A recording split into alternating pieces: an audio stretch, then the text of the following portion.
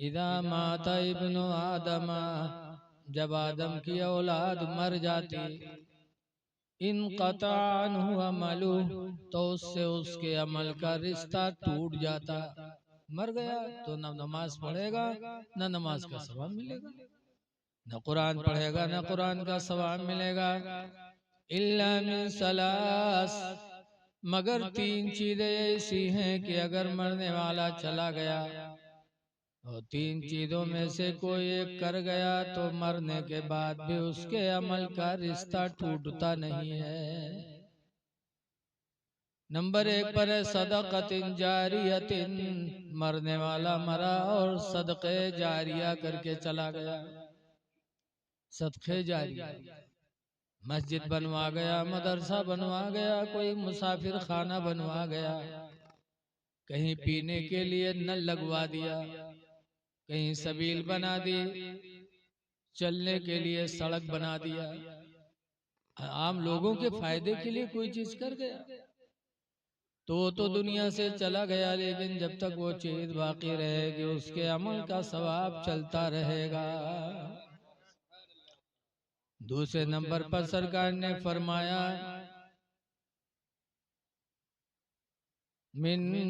दूसरे नंबर पर फरमाया वालिदिन सालिहिन, दूसरे नंबर पर फरमाया इल्मिन यंतफिउ बिहिन्नास, मरने वाला मरा और ऐसा इल्म छोड़ कर गया कि उसके इल्म से लोग फायदा उठाते रहे। जैसे आला हजरत इमाम अहमद रजा खान चले गए, वे साल हो गया, लेकिन 1000 से ज्यादा किताबें लिख करके इमाम अहमद रजा चले गए। आज उनकी किताबों से लोगों को इल्म हासिल हो रहा है। कुरान करीम का तर्जमा करके चले गए। आज अल्लाह के बंदे उन्हीं के तर्जमे को देखकर अल्लाह के कलाम को समझने की कोशिश करते हैं। तो आला हजरत तो बज़ाहिर पर्दा कर गए, लेकिन उनके अमलों का सिलसिला जारी है। अब और भी लोग रख लो, जैसे आपके यहाँ कोई हाफिज जी है, पढ़ा रहे हैं, तो इन्होंने जितने बच्चों को पढ़ाया है तो दुनिया से चले जाएंगे, लेकिन इनके बच्चे बच्चों को पढ़ाएंगे, फिर उनके बच्चे दूसरे बच्चों को पढ़ाएंगे, क़यामत तक ये सिलसिला चलता रहेगा। तीसरे नंबर पर फरमाया वाला दिन सालिहिन, मरने वाला मरा और नेक औलाद छोड़ा, यदउ लहू वलिन्नासि अजमईन, कि वो नेक औलाद उसके लिए भी दुआ कर रही है और तमाम लोगों के लिए दुआएं मांग रही है। ऐसी नेक औलाद जो दुनिया से छोड़ के गया तो उसके अमल का ताल्लुक चलता रहेगा, बराबर उसको उसका सवाब मिलता रहेगा। आज अल्हम्दुलिल्लाह इनकी वालदा ने इनको छोड़ा, ये अपनी वालदा के लिए भी दुआ करते हैं और तमाम ईमान वालों के लिए भी दुआएं मांगा करते हैं। हम और आप सबके लिए मांगते हैं। तो बड़ी खुशनसीब हैं जिन्होंने नेक औलाद छोड़ी है। याद रखो,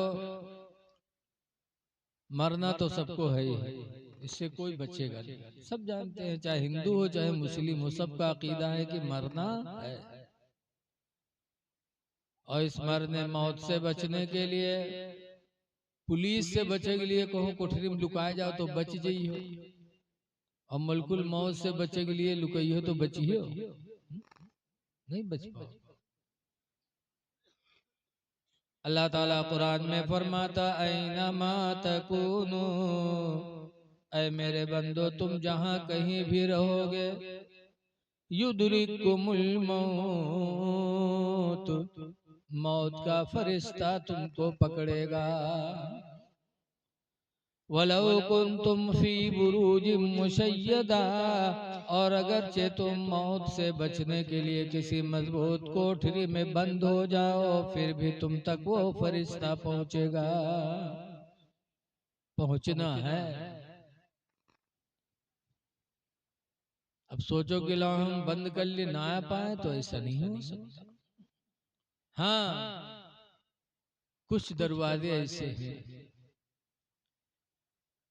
नबी करीम सल्लल्लाहु अलैहि वसल्लम की बेटी फातिमा ज़हरा के दरवाजे पर भी मलकुल मौत गए थे तो घुसे नहीं थे।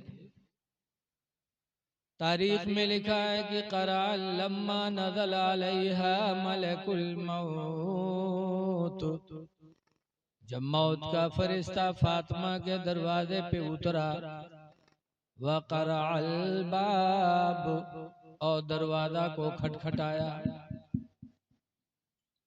तो हजरत फातिमा ज़हरा ने पूछा कौन बताया मौत का फरिश्ता है? तो फातिमा ने कहा था सुनो, जिंदगी गुजर गई, फातिमा के चेहरे को किसी अजनबी इंसान ने नहीं देखा है। मैं नहीं चाहते कि आखिरी वक्त मेरा चेहरा कोई फरिश्ता देखे। आप वापस जाइए। तो हदीस में फ़क़बदल्लाहु रूहहा, तो खुद अल्लाह ताला ने फातिमा की रूह को कब्ज फरमाया था। मलकुल मौत वापस हो गए थे। एक दरवाजा है फातिमा का। क्या शान है नबी की बेटी की। आज जो उन लोग कहा था नबी इंसान है, मुँह इंसान, भला इन्हों के यहाँ मलकुल मौत पूछत है, बल्कि इनके एक मौलाना के यहाँ तो पैखाने में दुखड़ दी, हुए गला दबाए दी पैखाने में। आज देखा जाता बप्पा बीमार है, लड़का घेरे बैठे, अब भाई बात अब बहु बात अत्ते में यहाँ बप्पा सट से गायब। हाय बप्पा गए रे, गए बप्पा। अरे बिहार से आए को लेके कुछ पता नहीं। लेकिन नबी की बेटी की शान देखो, मौत का फरिश्ता भी आ रहा है तो इजाजत मांग रहा है। इसीलिए मौलाना हसन रजा खां फरमाते हैं कि बे इजाजत जिनके घर जिब्रील भी जाते नहीं, बे इजाजत जिनके घर जिब्रील भी जाते नहीं, कदर वाले जानते हैं कदर शान अहले बैत। जो इज्जत वाले हैं वो इज्जत वालों को पहचानेंगे। अहले बैत की शान अल्लाह ने बहुत बुलंद किया है।